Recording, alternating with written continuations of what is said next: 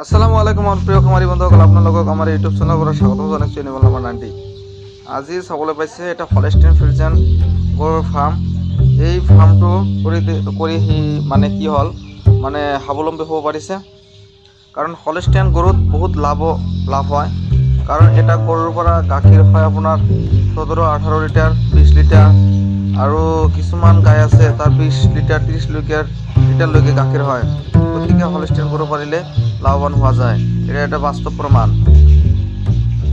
এই ফাৰ্ম কৰিছিল, আগতে গৰু অলপ আছিল, লাহে লাহে গৰু বৃদ্ধি হৈছে, গৰু পোৱালি জন্ম দিছে, আৰু তাৰ পৰা মানে বংশ বিস্তাৰ হৈ মানে লাহে লাহে তাৰ ফাৰ্মখন ভৰি পৰিছে একদম গৰুৰে।